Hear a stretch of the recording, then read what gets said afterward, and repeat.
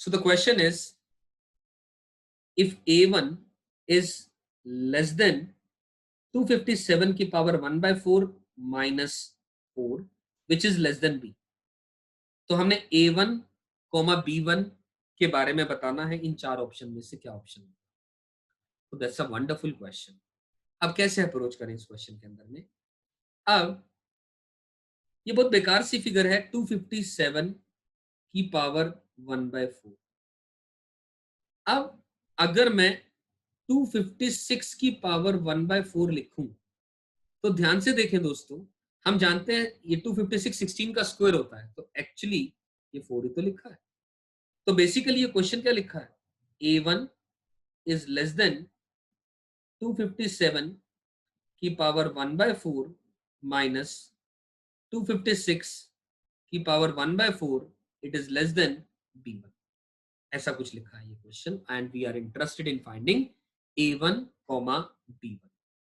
ठीक है, पहली बात तो ये हमें चीज यहाँ पर मैनिपुलेशन जो दी गई है क्वेश्चन में, ये जज करनी थी। यहाँ पर ऐसा जज करने के बाद देखिए दोस्तों, अब इस क्वेश्चन को, इतनी बात को देख करके एक फील आनी चाहिए आप लोगों को मीन वैल्यू थ्योरम की, लेग्रेंजेस एलएमवीटी की बात कर रहा हूं मैं, एलएमवीटी की, क्योंकि एलएमवीटी हमें कहती है अगर एक फंक्शन कॉन्टिन्यूअस और डेरिवेबल है ओपन ए से ओपन बी के बीच में, तो एफ डैश एक्स की जो वैल्यू होती है वो F of B minus F of A divided by B minus A होती है। ये हम जानते हैं। ठीक, तो अगर मैं यहां पर एक फंक्शन मान लू, सोच करके देखें, if I consider F X is equal to X की पावर 1/4, एक्स की पावर 1/4 अगर मैंने एक फंक्शन कंसिडर कर लिया, तो इसको देख करके आपको एक फील आनी चाहिए कि हाँ एलएमवीटी इसके अंदर में लग जाएगी। कैसे? ध्यान से देखें दोस्तों, हमने फंक्शन माना इस इंटरवल के अंदर में, जैसा कि हमने ऊपर जज भी कर लिया अभी, के 4 की पावर, जो 256 की पावर 1/4 करेंगे तो वो 4 आएगा। तो हमने 256 से लेकर के 257 के इंटरवल के अंदर में हमने बात कर ली। तो हम जानते हैं एफ डैश, और ये जो फंक्शन है, अगर मैं F X equal to X की पावर 1/4 की बात करूं इन दिस इंटरवल, कौन से, 256 से लेकर के 257 के अंदर में, ये फंक्शन कॉन्टिन्यूस भी है और डेरिवेबल भी है, कॉन्टिन्यूस भी है। और अगर इसको मैं a बोलता हूं और इसको मैं b बोलता हूं, ये भी कंफर्म है कि f ऑफ a जो है f ऑफ b नहीं है।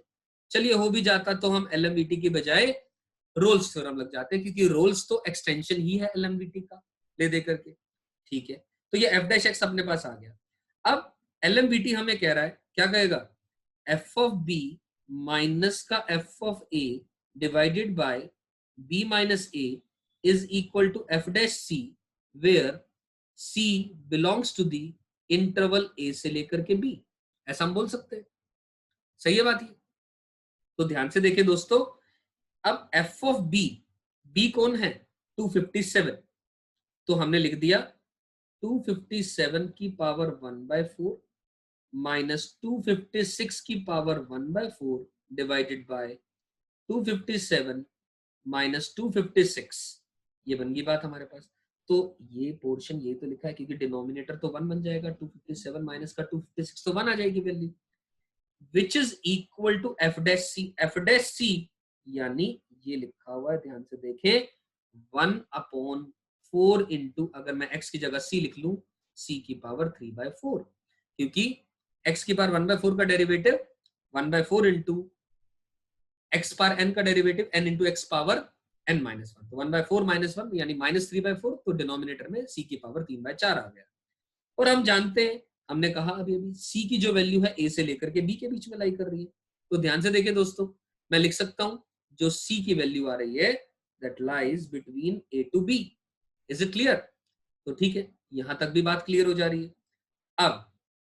अब इतने पोर्शन को अगर हम यूज करें तो अपने पास क्या ही बात, ध्यान से देखें दोस्तों, कि अब मैं इसको क्रॉस मल्टीप्लाई कर सकता हूं, तो अब हमें पता है जो c की पावर 3/4 है, c की पावर 3/4 है, उसके ऊपर ही कमेंट करना है अपने को।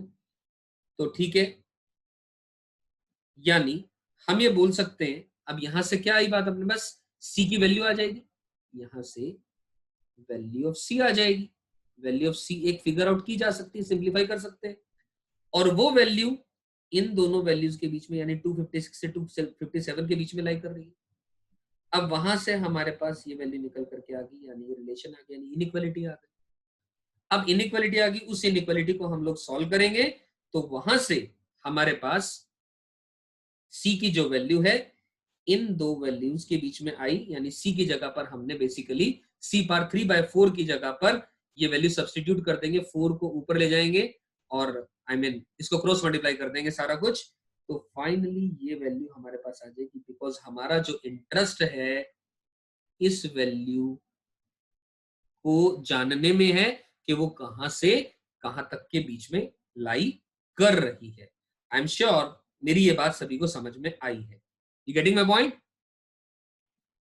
तो LMVT का एप्लीकेशन था, यहां पर जो मैंने बात करी ये केवल और केवल इसके बाद केवल सिंप्लीफिकेशन है। I am repeating my statement again, यहां से आप सी की वैल्यू निकालें और सी की वैल्यू 256 और 257 के बीच में करके ये वैल्यू आप सिंप्लीफाई करके सॉल्व करके आंसर अपने पास आ जाएगा।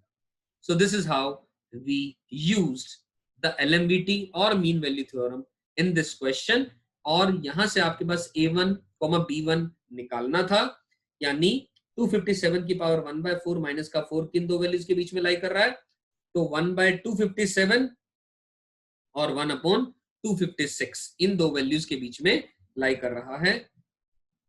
तो कौन सा आंसर आ जाएगा, या तो ए आएगा या बी आएगा। आप सोच करके देखें, 1/257 बड़ा है छोटा है या 1/256 छोटा है?